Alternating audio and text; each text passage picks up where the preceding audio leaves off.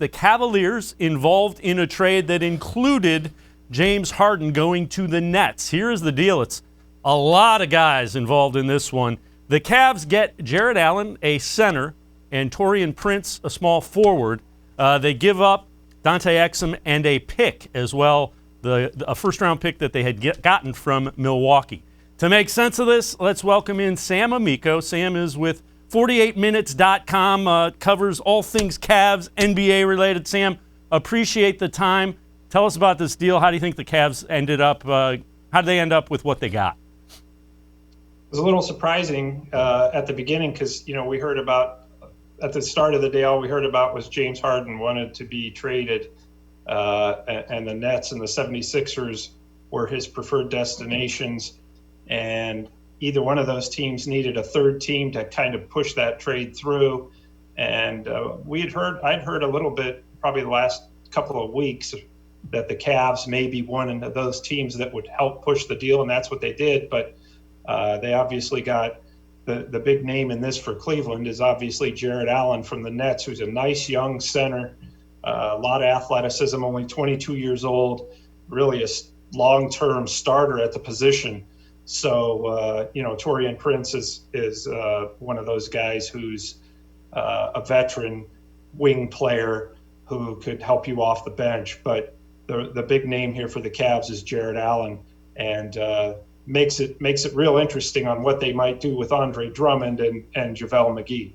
Do you think is there a market for Andre Drummond, just given it's a big contract? It's a guy that's double-double, 20-20 some nights as well. Yeah. But a huge price tag with, $27-some million. Yeah, well, he's an expiring contract, which makes him valuable. Despite the amount of money he's making this year, that contract comes off the books.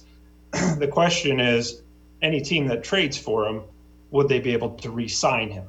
Now it seems like at this point, perhaps the Cavs have kind of moved on from Drummond. Extension talks over the offseason went nowhere. Now, again, that's not any inside information. That's just me kind of guessing and putting all this together.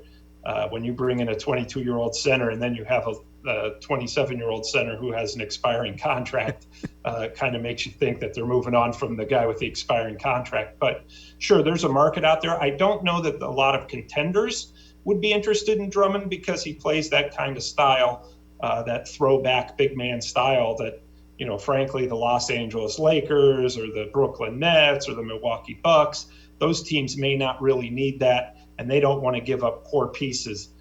When you're talking about potentially moving Drummond, you're talking about a team who would be willing to take him on that's more likely in the middle of the pack when it comes to the playoffs, or at the bottom, maybe a Washington in the East, maybe a Utah in the West.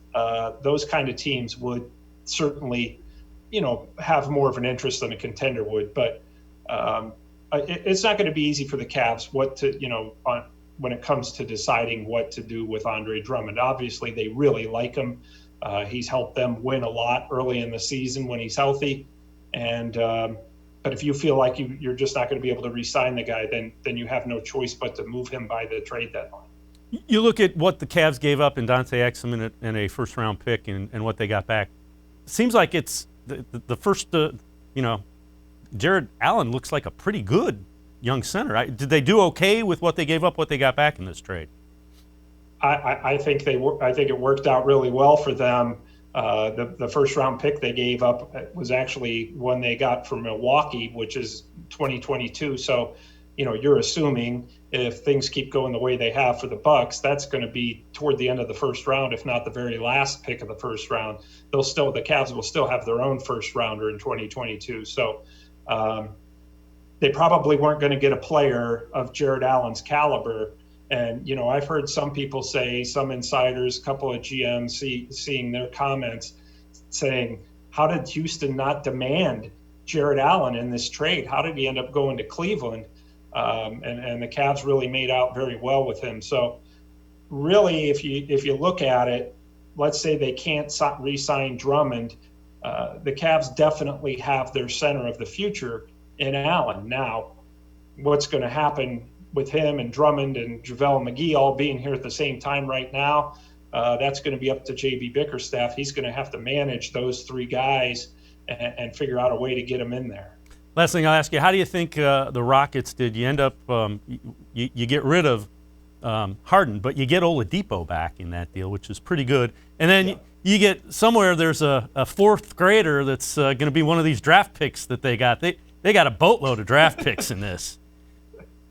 Yeah, hopefully they don't draft the fourth grader today for this draft. But, Oladipo was a guy with the Pacers that the Pacers coveted. He seemed to like it there. But, again, here's a guy with an expiring contract, and you don't want to be sitting around wondering all season whether or not Oladipo is going to resign there in Indiana. Houston now, you look at that team, and all of a sudden they replaced Russell Westbrook and James Harden, both of whom were unhappy with John Wall and Victor Oladipo, and both guys seem like they're going to be happy in that situation. Wall has made it pretty clear that he does like it there. So it's a whole new day with the Rockets. Mike D'Antoni, all those three-pointers have gone out the window. They're just starting over, but it's a good restart with Wall and Oladipo. Those are two guys who obviously are all-stars. And I think the Pacers did well too, getting back Karis LeVert, because, I just watched the Pacers last night winning Golden State without Oladipo, who was on the sideline. So Karis LeVert was a very nice player for the Nets and could fit right into that kind of team concept with the Pacers. So, the Rockets had to get rid of Harden. They had no choice, especially after those comments last night when he said he thought it was a bad situation. So they had no choice but to get rid of him. And I think they've done extremely well for themselves, picking up. They still have an all-star backcourt, and now they have two all-stars who actually want to be there. So it's a win-win. It's going to be real interesting, of course, to see what happens with the Brooklyn Nets with Kevin Durant, Kyrie Irving, and James Harden, and how that's all going to come together if it does.